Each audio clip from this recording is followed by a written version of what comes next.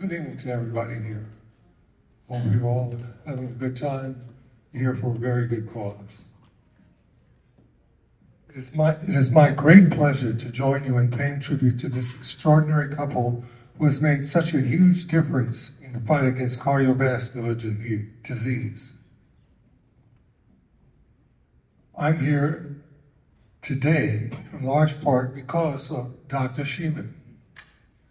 First, I want to thank Dr. Shemin for once and for all, providing to the world that I have a heart. There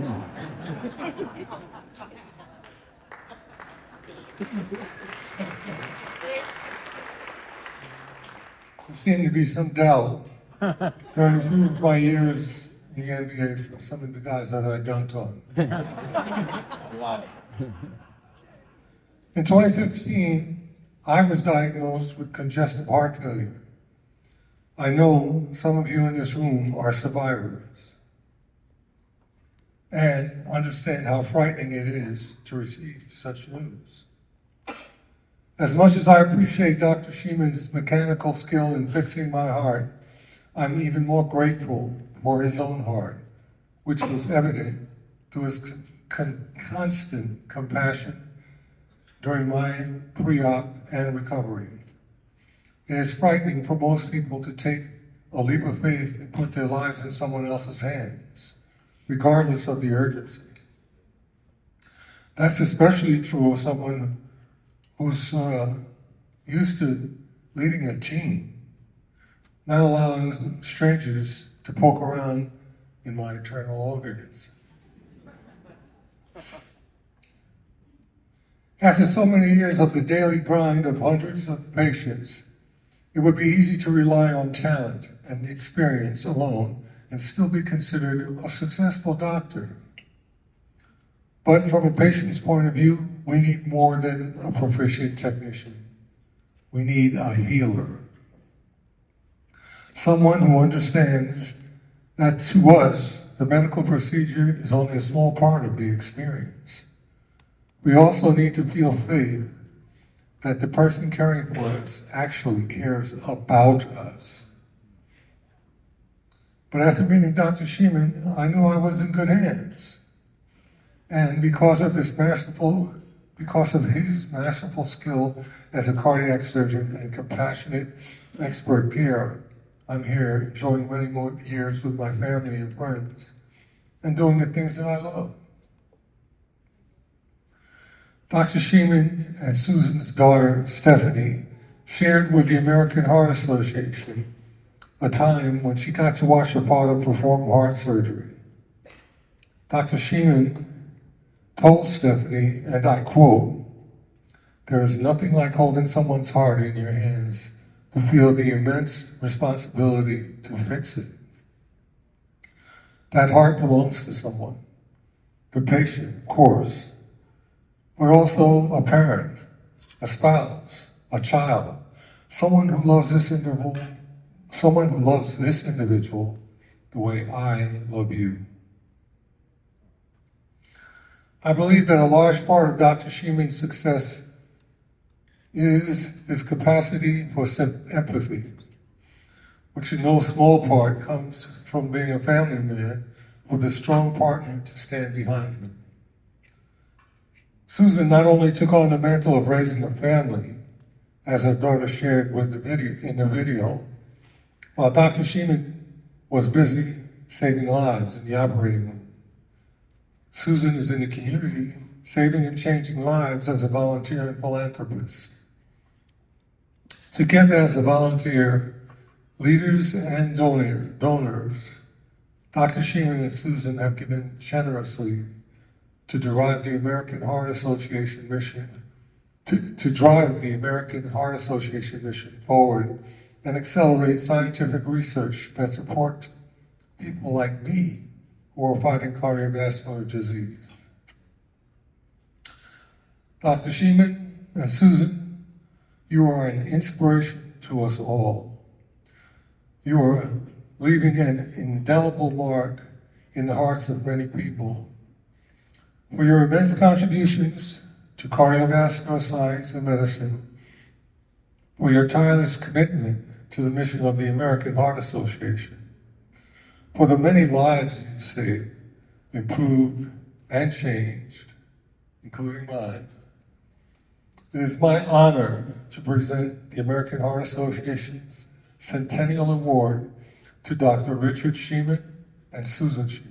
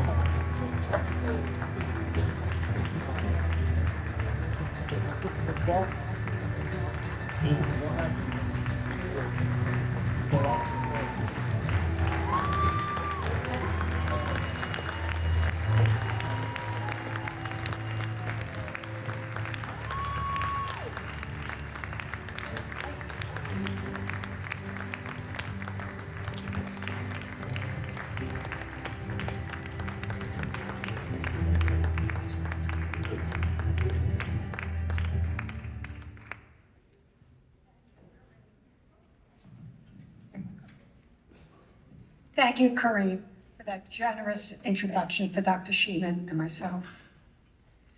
I'd like to take this opportunity to say a few words about the remarkable man standing next to me. Over the course of a 53-year marriage, I have had the opportunity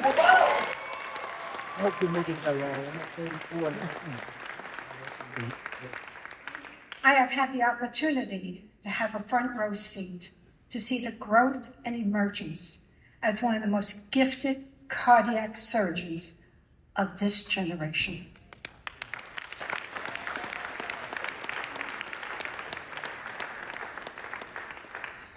As some of you know, Dr. Shemin is a Robert and Kelly Day Distinguished Professor and Chairman of Cardiac Surgery at the UCLA David Geffen School of Medicine.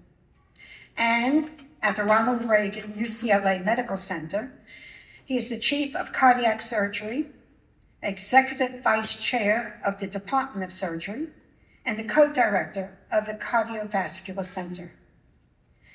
He is also the past President of the American Board of Thoracic Surgeons and on the Board of Directors of numerous medical organizations. His career began in 1968 when, as a high school senior, he was recruited to enroll in the newly established 6-year medical program at Boston University. He completed his BA and Phi Beta Kappa in 4 years, majoring in philosophy and religion, and received his MD degree 4 years later. This was followed by an internship and residencies at the Peter Brigham Hospital, being a clinical associate in cardiac surgeon at the National Heart, Lung, and Blood Institute, and being a fellow in cardiothoracic surgery at NYU. In addition, he has also studied at the John F. Kennedy School of Government in the Harvard Executive Program for Physicians and Healthcare Leaders, expanding his expertise on the topics of coping with the healthcare revolution and building the new world of healthcare.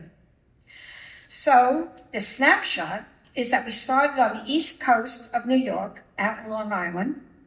Along the way, we stopped in Boston, Bethesda, back to Boston, back to New York, back to Boston again, and finally, 17 years ago, we reached Los Angeles. We are here to stay.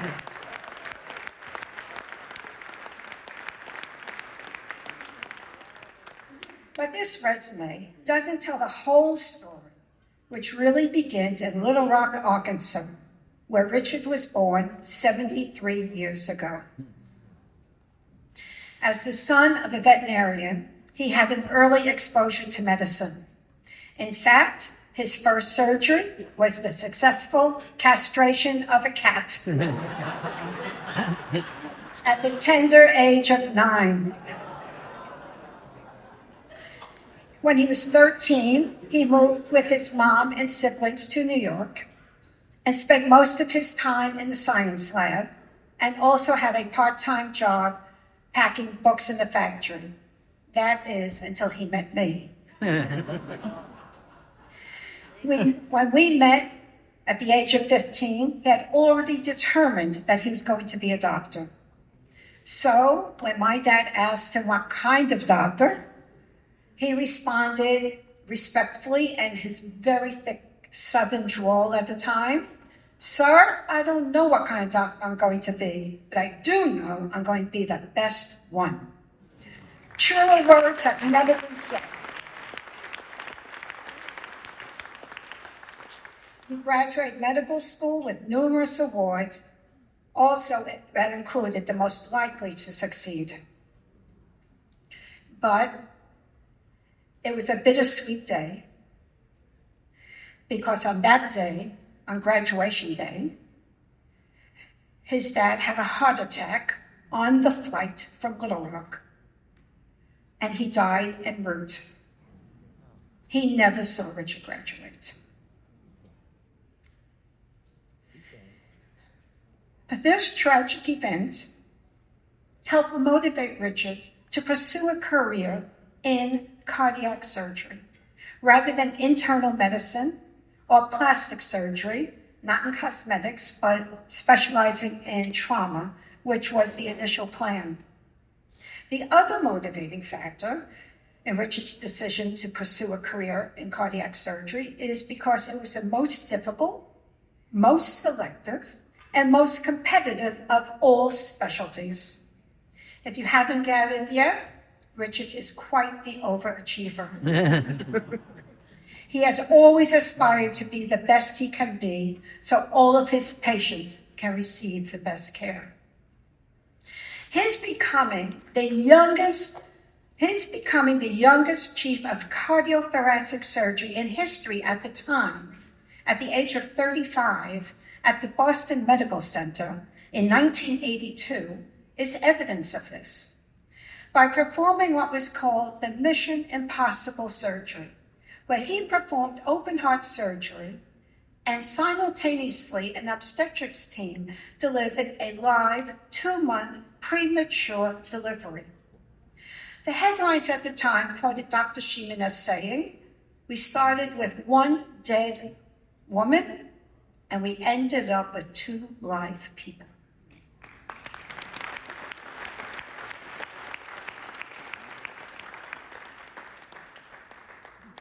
Back in Boston, Dr. Shemin was the first surgeon in all of New England to perform a heart transplant, procuring the heart himself and bringing it back in an igloo icebox. In fact, this year, 2024, is the 40th anniversary of that miraculous surgery.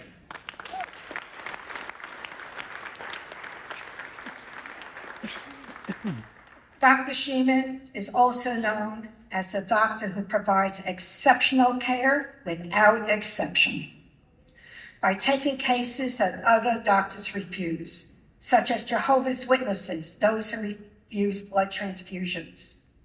He helped pioneer minimally invasive surgery and was an early practitioner of robotic surgery, one of the main reasons he was recruited to come here to UCLA. And then there are his numbers. He has 3 titled hospital appointments, 18 memberships in professional organizations, 13 editorial responsibilities, 243 presentations and counting, 356 peer-reviewed research articles, 132 abstracts, and 31 chapters written for medical texts.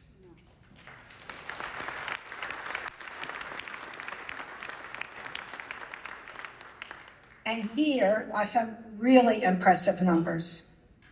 In his career, He has trained over 260 residents.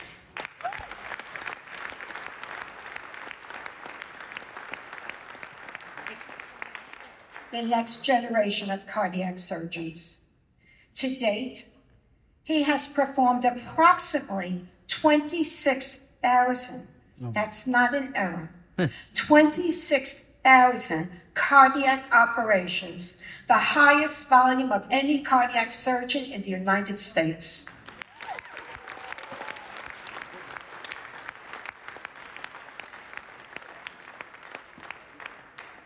In the last decade alone, over 75% of his cardiac operations is the repair or replacement of heart valves.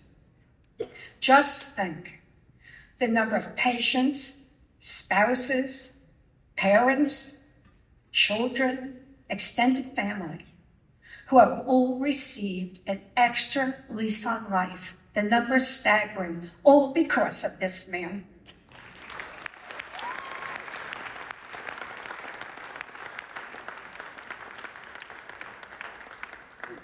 But again, these numbers and titles hardly tell the whole story about Dr. Shemin. I can recall Richard spending much of his time in medical school learning how to be ambidextrous so he can operate with two hands. Him telling me that residents never got vacations so that he would never miss an opportunity to do another procedure. And me, being young and naive at the time, I believed him. And I don't know how he did it, but somehow he procured a weekly delivery from the local deli to have bagels and cream cheese delivered to the Boston City Hospital every week. And every ambulance driver in Boston knew exactly where to take that ambulance whenever there was an emergency. And recently having to take the boards again after many years to become recertified, which required knowledge not only in his specialty, but in all of general surgery. Information that he has not encountered since his graduation from medical school in 1974. In typical Richard fashion, he prepared and would not be satisfied with anything less than 100%.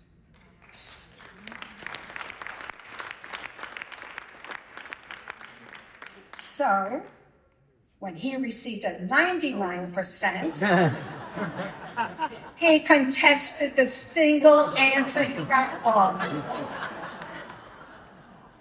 As a result, the board certifiers agreed that the question was ambiguous, decided to delete it from forthcoming exams, and you guessed it, revised his score to 100%.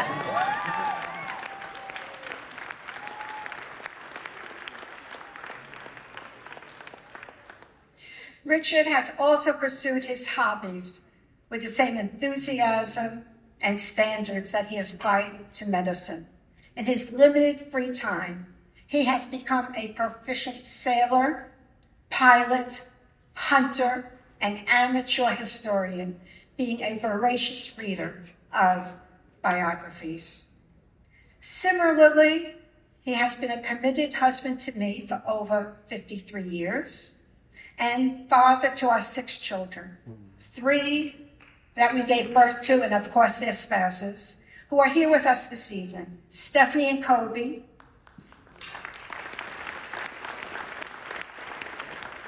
Michael and Carol, Michelle and John. And Papa to our 7 grandchildren.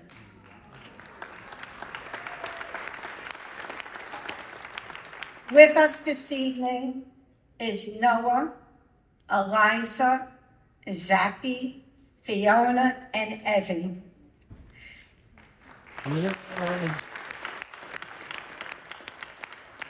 Julian and Gwenny are home, hopefully asleep. And number 8 will arrive in a few weeks.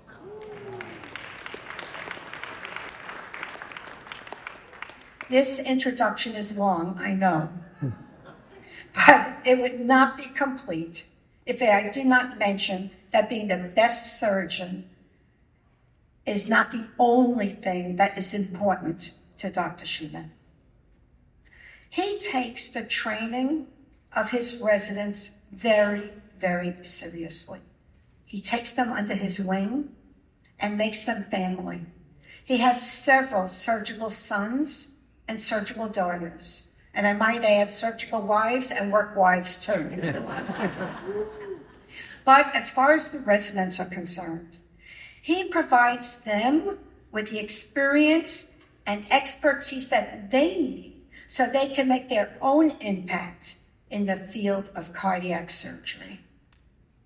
No wonder he won Mentor of the Year award several times.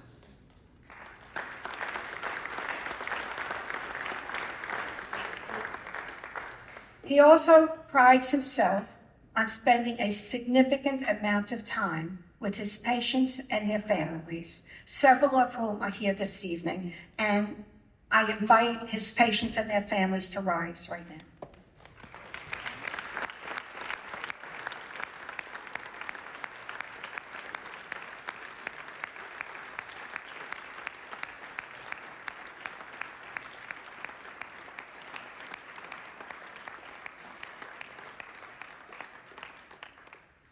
Richard and me, through my volunteer work in the pediatric unit and in the surgical waiting area at the UCLA Ronald Reagan Medical Center, we work together.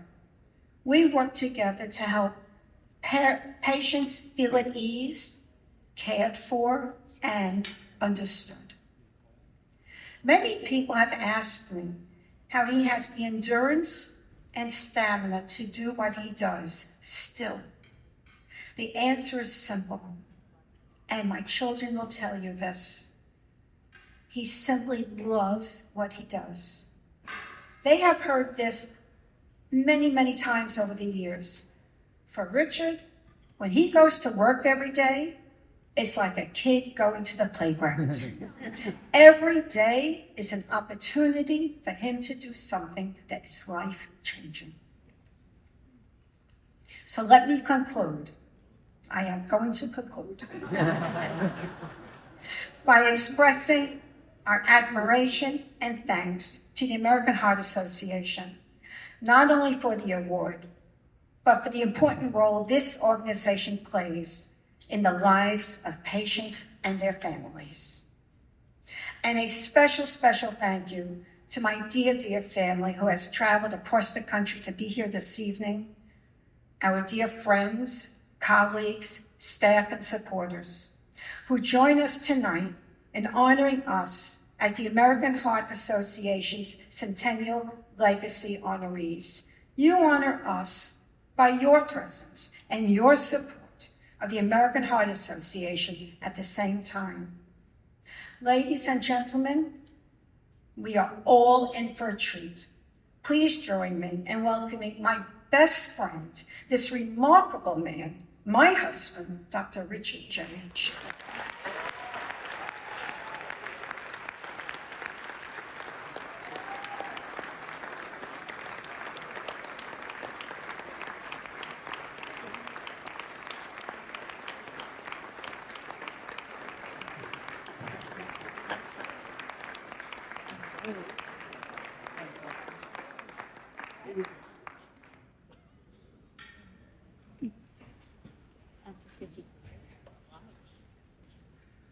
I've always been an innovator, so tonight I will use electronics. Well, thank you, Kareem and Susan, for this very generous introduction. I cannot tell you how touched I am, and to look out and see all the faces, patients, supporters, and friends of not only Susan and I, but of the American Heart Association. And it's really with profound humility and overwhelming gratitude that Susan and I stand before you today to be honored with this legacy Lifetime Achievement Award. This award is most meaningful to me because I get to share it with my best friend, my trusted advisor, and the person who has supported me, shared my dreams, and managed our family for 53 years.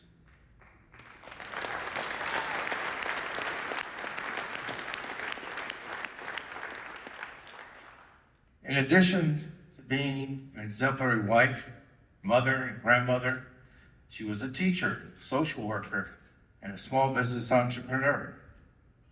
Susan has been my partner as a volunteer and benefactor to the American Heart Association. And this Legacy Award is not merely a symbol of distinction, but it's also an embodiment of shared love, dreams, aspirations, mutual support, triumphant teamwork that has spanned for over 5 decades. Over the course of our lives, we've weathered storms and celebrated victories together. We built a life based on shared values and mutual respect. We've nurtured our family, guided our children, and now enjoy the company of our grandchildren. These accomplishments are a reflection of our commitment to each other and our shared vision of life. Susan's unwavering support, her keen intellect, and her steadfast love have been the cornerstone of our successes. Every accolade I have received, every milestone I have achieved, she has been there and an integral part of it all. As an aside, we met when we were 15 years old at a party. So just think of the type of love you have for somebody when you first meet and you're a teenager, and then going through the stages of life, education, early family, the grueling residency that lasted 10 years, and all the moves. And of course, I always chose to move from one city to another when she was pregnant. And of course, after about a half a day of unpacking boxes after making a move, I always said, I think I'm going to go to the hospital and take a look around.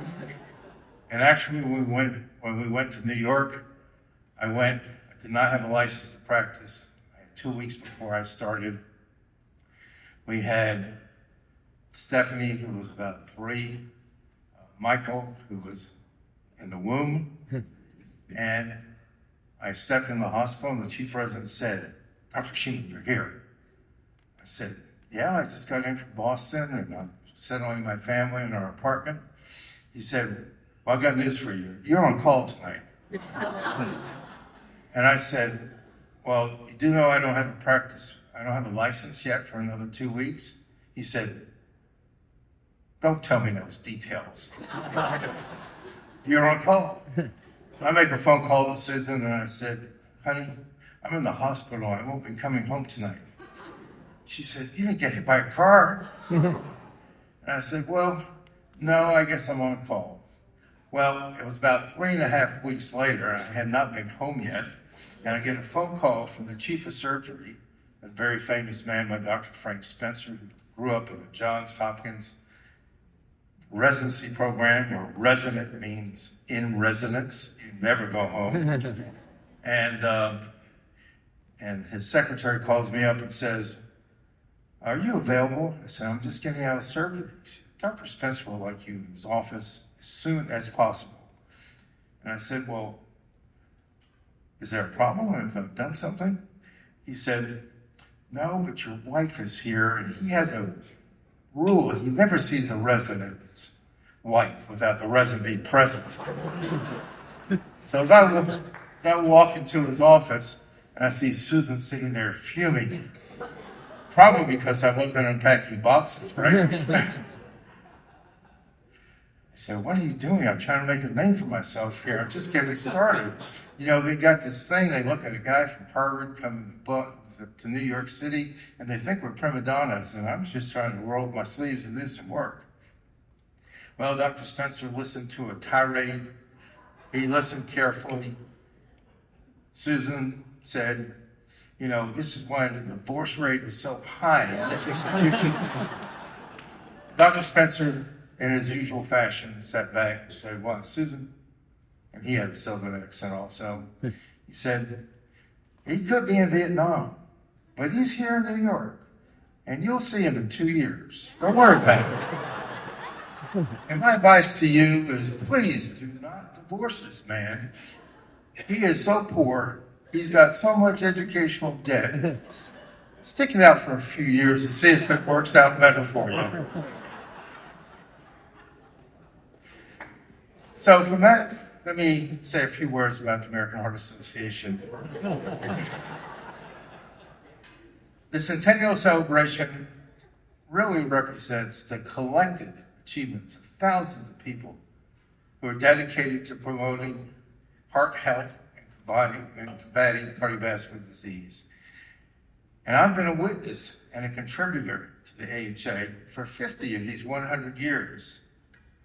Even though in my mind I still think I'm about 40, I've actually put a few more miles on this old body, but I go to work every day, as Susan said, as if I was still in the prime of my career, and like a 40-year-old. I operate every single day, and to me, my staff who's sitting out here know when I'm in the office and dealing with all the administrative issues, when the OR calls and say, "We're ready for you, Dr. Shemin," it reminds me when I was a boy, the recess bell would ring, and I got to be the first person out and always the last person back to my desk.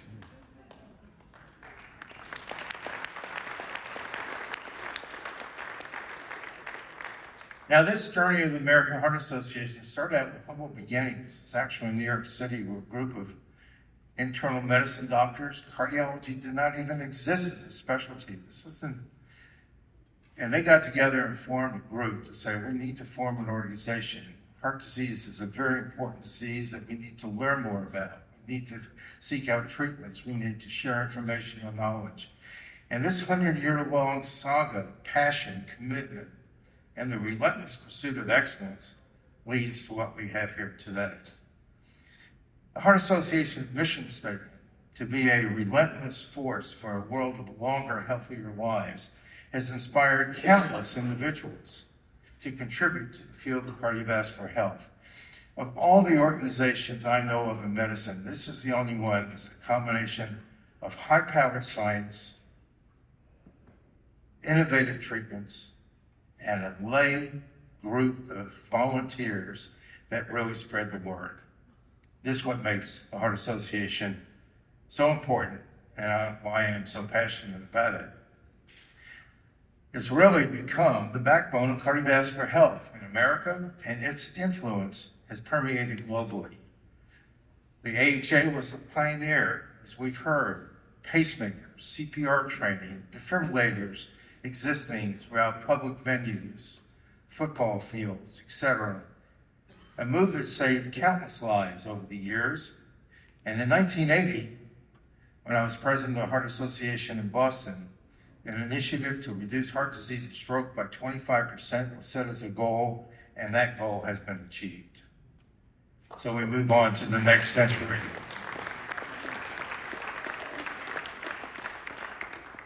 Now, the AHA has also been instrumental in providing funding for cardiovascular research, leading to breakthroughs in our understanding, diagnosing, and treating heart diseases. For instance, the AHA has funded research that's led to the development, as you've heard, of artificial heart valves and heart transplantation, a part of my life almost every day at UCLA. It has supported 13 individuals during the course of their career that went on to win Nobel Prizes. That relentless pursuit of innovation and excellence has made the AHA a beacon of hope for millions afflicted with heart disease across the world. Scientific understanding of the mechanisms of the disease leads to innovative therapies. The AHA publishes several scientific journals and conducts an annual clinical congress to share knowledge across the globe with scientists and cardiovascular specialists.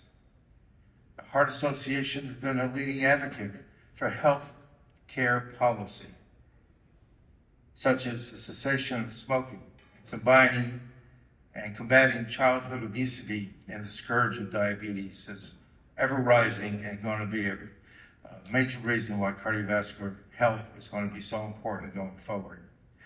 Campaigns like Go Red for Women increase awareness about heart disease among women.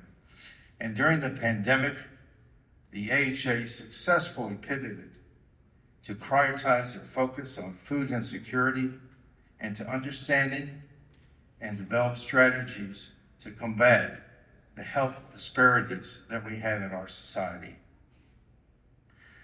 As Susan mentioned, I was born in Little Rock, Arkansas. I think until Bill Clinton became president, most people, when I said I was from Arkansas, said, "Where the hell is that?" They'd never find it on the map. But I had parents and grandparents who encouraged me to dream big and emphasize education. I was fortunate to obtain that world-class education.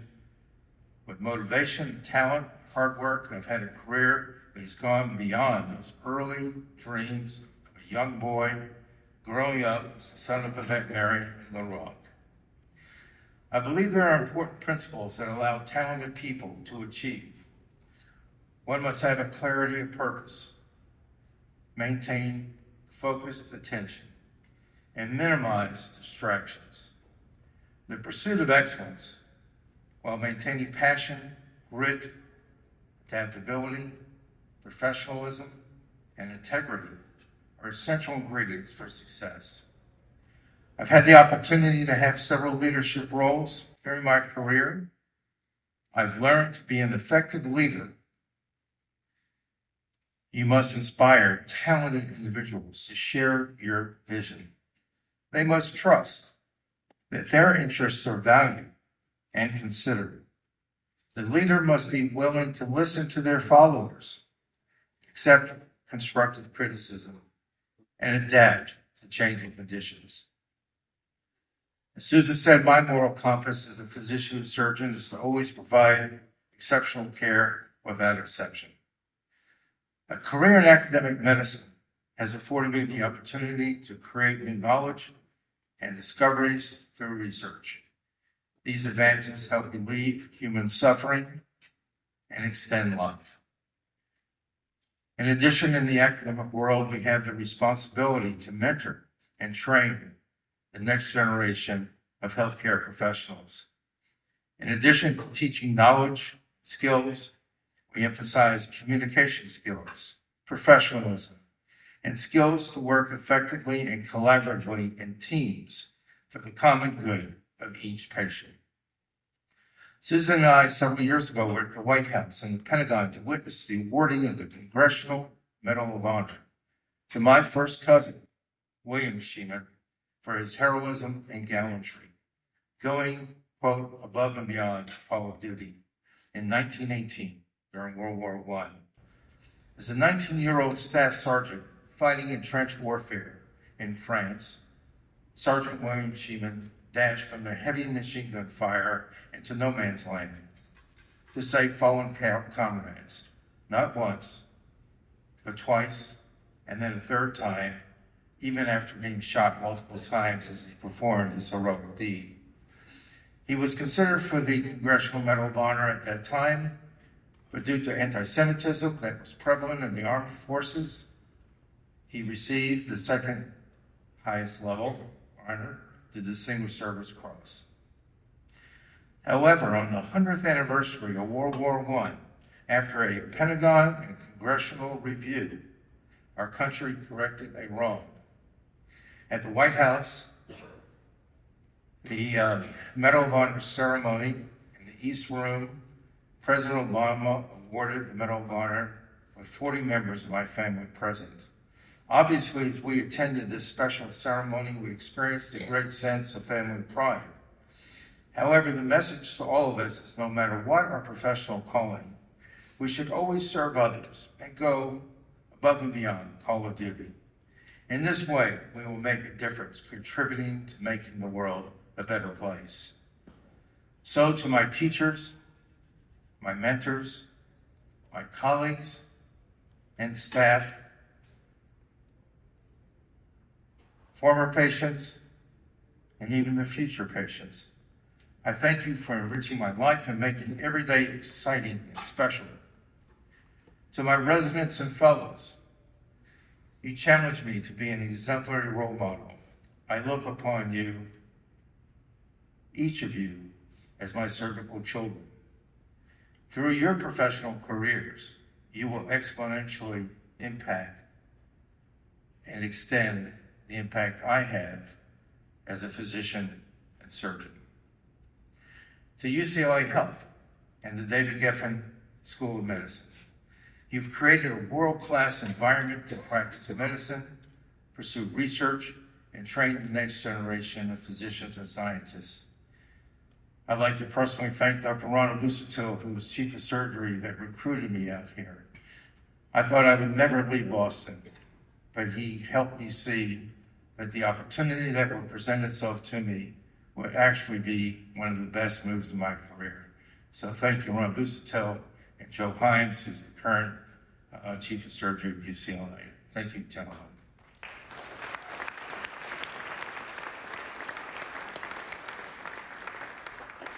Now to my children and grandchildren. You are the foundation and really the most precious part of my life. Saving lives is clearly a privilege, but creating new life and raising a family is a privileged responsibility. To our friends, you recharge and recenter my soul, since the practice of medicine and surgery can be all-consuming. Thank you to the American Heart Association for the honor and recognition. Most importantly, thank you for the good works and acts of kindness you perform every day for the past 100 years. And finally, Susan, thank you. Since the age of 15, you've been the love of my life, my partner in all that we have created together, and part of all the accomplishments we've shared together. Folks, continue to open your hearts tonight and generously support the American Heart Association. I wish you all a good evening. Thank you.